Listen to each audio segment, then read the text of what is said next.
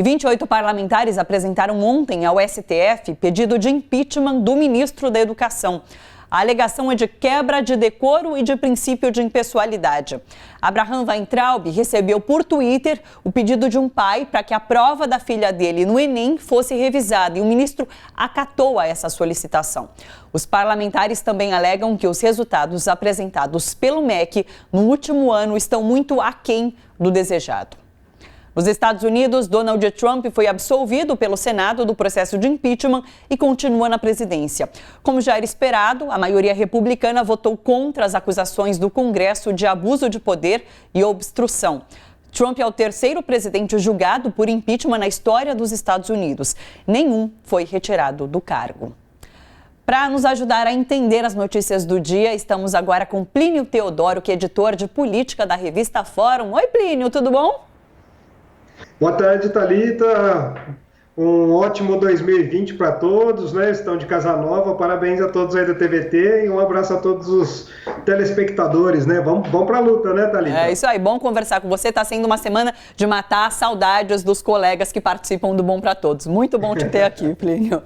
Vamos lá. Ano passado, o governo Bolsonaro já tinha eliminado vários conselhos, já tinha tirado, inclusive, a sociedade civil de várias decisões em conselhos, e agora mais essa, de tirar a sociedade civil desse fundo que decide, enfim, onde será investida a verba nessa pasta, para questões do meio ambiente.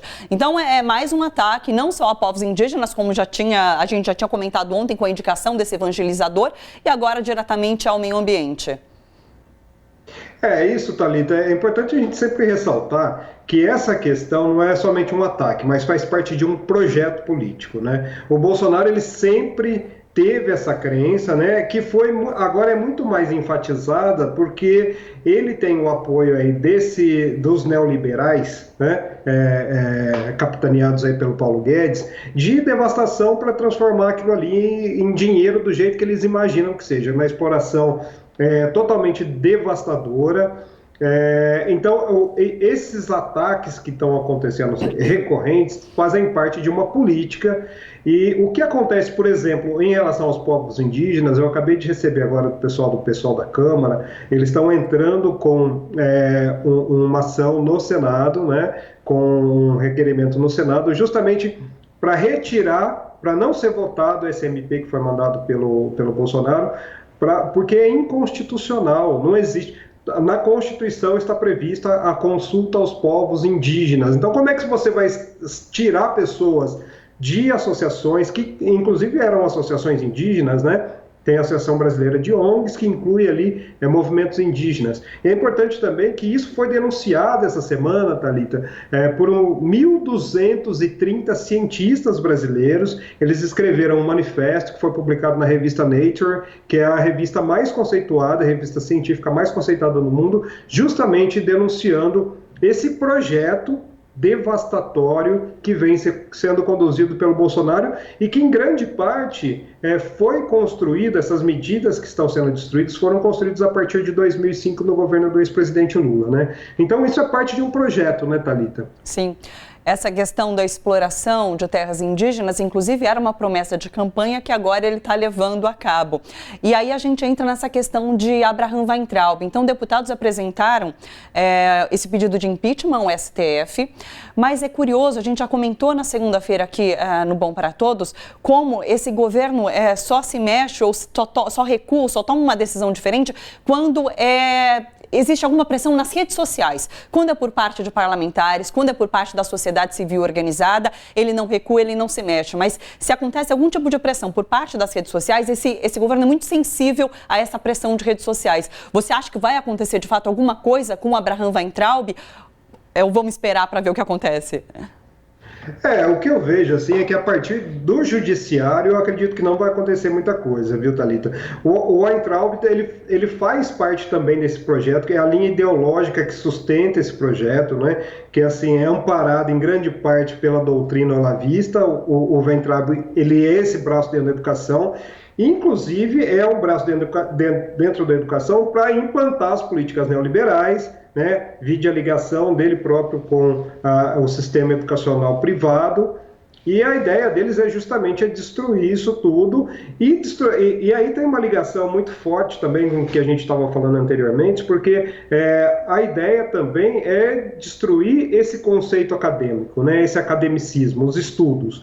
Então, para eles, vale muito mais o que está no YouTube, o que está no Twitter, né, vídeos estudos também que o próprio Eduardo Bolsonaro divulga aí, são pessoas que eles têm uma crença muito arraigada naquilo que o Olavo de Carvalho diz, né? Que não tem nada de científico e que acaba sendo levado a cabo dentro do governo. Eu acredito que esse impeachment que foi levado pela Tabata Amaral e pelo João Campos, ontem eu conversei com o Paulo Marinho, que é assessor do João Campos, eles estão bastante predestinados a fazer isso, estão atrás disso. Mas a própria Tabata falou hoje sobre essa questão de que é a última instância que se pode apelar, né? E a gente sabe que, em grande parte, o judiciário está alinhado com as propostas do Bolsonaro. A gente tem o Dias Toffoli aí na presidência do STF, e o que vai vir aí mais para frente é pior ainda, né? Porque esse ano é a troca da presidência, quem assume é o Luiz Fux, que é ainda mais alinhado ao bolsonarismo, né, Thalita? Então, eu acredito que pela via judicial também é difícil derrubar o Weintraub aí, viu? Sim. Inclusive, eu falei sobre essa pressão nas redes sociais porque o governo Bolsonaro só recuou da repatriação de brasileiros que estão na China após uma grande pressão nas redes sociais, depois daquele vídeo que os brasileiros na China divulgaram nas redes, né? Agora, deixa eu te falar sobre essa questão do xadrez político que se coloca hoje. Uma notícia que está nas redes é de que Datena deve se filiar ao MDB de SCAF para ser o candidato de Bolsonaro aqui em São Paulo. Como você vê esse xadrez com o Datena agora entrando nesse jogo? O que a gente tem visto muito, né, Thalita, é que a Aliança pelo Brasil, que é o partido do Bolsonaro, não vai se viabilizar, mesmo com todo o aparato que está tendo através de cartórios, de igrejas evangélicas, não vai conseguir se viabilizar para essas eleições municipais. Então, o que o Bolsonaro está costurando com outras lideranças, aqui em São Paulo, essa costura é muito forte com o Paulo Scaff, tanto que gerou, inclusive, um racha na Fiesp, que agora são vizinhos de vocês, aí, inclusive, né? Sim. E esse racha na Fiesp é justamente por essa questão política. O Datena está pulando para o MDB, e essa filiação vai se concretizar depois do Carnaval, justamente porque o MDB é liderado aqui no estado, hoje em grande parte pelo SCAF. Era pelo Temer, agora o SCAF herdou isso. Então, qual que é o trato aí, né? O Datena vem para o MDB, disputa a eleição, caso ele seja eleito ou não.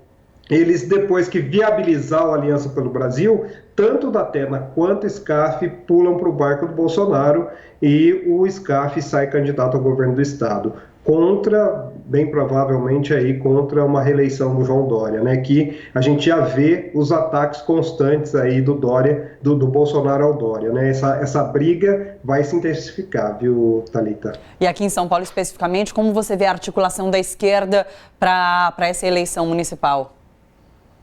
A gente está, dentro da Fora, a gente está fazendo uma série de entrevistas de semana com os pré-candidatos do PT, convidar o pessoal para assistir, inclusive, às 17 horas, hoje, às 19 horas, hoje é com o Suplicy, inclusive.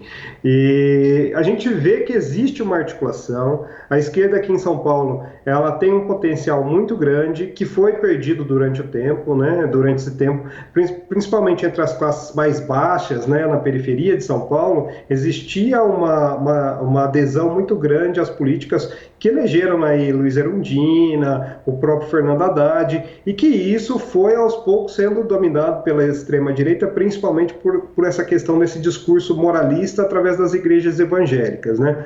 Eu tenho conversado com algumas pessoas aqui do campo progressista.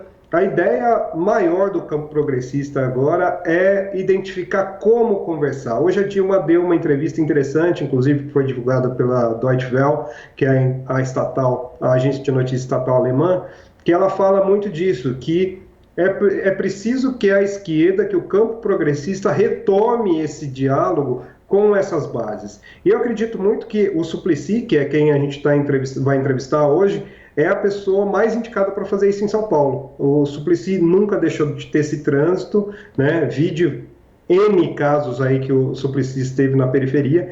Então, Eu acredito que essa retomada desse diálogo com a periferia é essencial para que essas pessoas saiam dessa letargia que foi causada em cima de um falso discurso moralista, né, Thalita? Sim.